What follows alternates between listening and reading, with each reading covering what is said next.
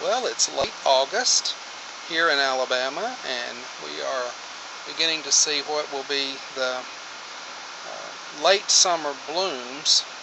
And here you see a bloom of Mutabilis, which is a China rose. It actually changes color as it ages. You see this is a dark, sort of almost a crimson colored bloom. And let me see if I can find another on the same bush.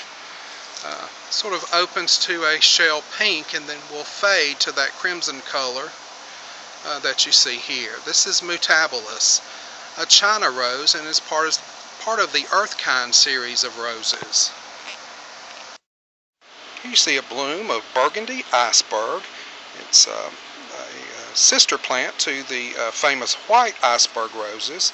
It's not quite as floriferous as the white variety, but still it's a pretty rose and produces some pretty blooms. One of the most significant features of this rose is, I don't think my camera will capture it, is the stamens are almost black, which makes it very interesting. This is Burgundy iceberg. Here you see a bloom of ketchup and mustard, a new floribunda introduced by Weeks Roses. Now this rose hasn't performed quite to what I thought it would this year. I'm thinking maybe it's the location we have it in, so this fall I'm going to move all three shrubs of ketchup and mustard to a different location and see how they do next year. This is ketchup and mustard, a floribunda.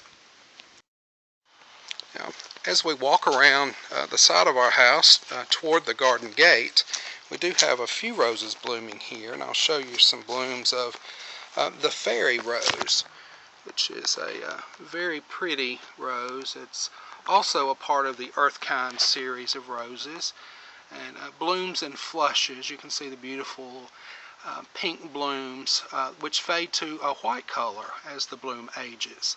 This is the fairy. As we approach the garden gate, we see some blooms of Caldwell Pink, or the exhibition name for this rose is Pink Pet, but it too is an Earthkind rose that we have growing in our garden. And pretty button type blooms, and very nice, very vigorous grower, and very pretty rose. This is Caldwell Pink.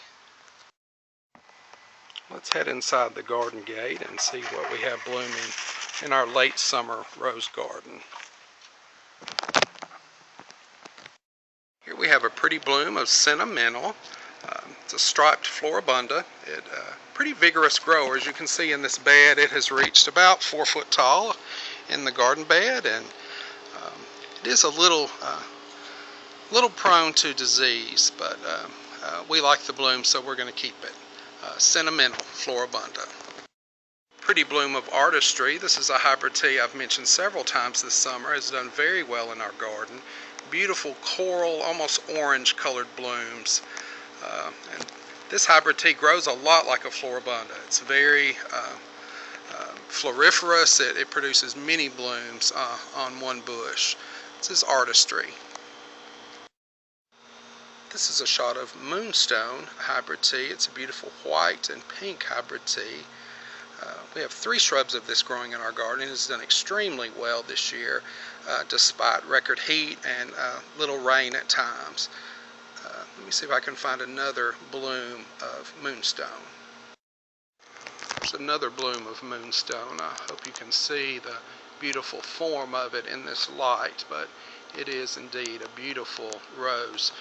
Many a rose show, you see this rose on the show tables, and as many times won Queen of Show. This is Moonstone hybrid tea. As the summer begins to fade, we are beginning to see much brighter and more vibrant blooms on our roses. This is Julia Child, which is a much more vibrantly colored yellow in late summer and fall than we see in the spring and early summer. And it has a very nice fruity fragrance. This is Julia Child, floribunda.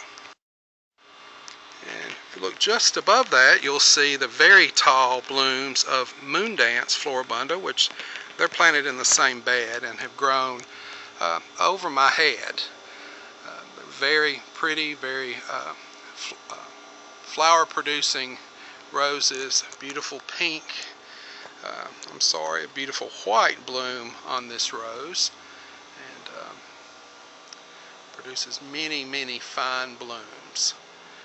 Also very heat resistant. The blooms do not fade in the heat. This is Moon Dance Floribunda. You can see this Senorita Rosalita Cleome, which has just taken over this pathway. We'll be clearing this later this fall, but we just decided to let it grow. It's a beautiful companion plant in our rose garden. Now this is the white iceberg.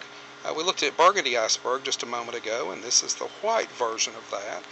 And as you can see, it has formed a very well-rounded shrub in our garden and produces beautiful white blooms all throughout the season. This is iceberg, a Floribunda. I had the pleasure of speaking to Kristen Smith this past Saturday from Star Roses and Plants, and this is one of their introductions, Red Drift. It's part of their Drift series of roses and has done very well in a container in our garden. This is Red Drift. And we leave you today with a few blooms of Dream Come True Grandiflora. As you can see, this shrub is blooming at about 5.5 foot tall and does its best blooms at about that height or taller. Most Grandifloras like to bloom best when they're grown tall. When we kept this shrub pruned low, we did not have half the number of blooms that we have now that we let it grow tall. This is Dream Come True Grandiflora. Well, thank you for watching our August garden walk from our little rose garden here in Helena, Alabama.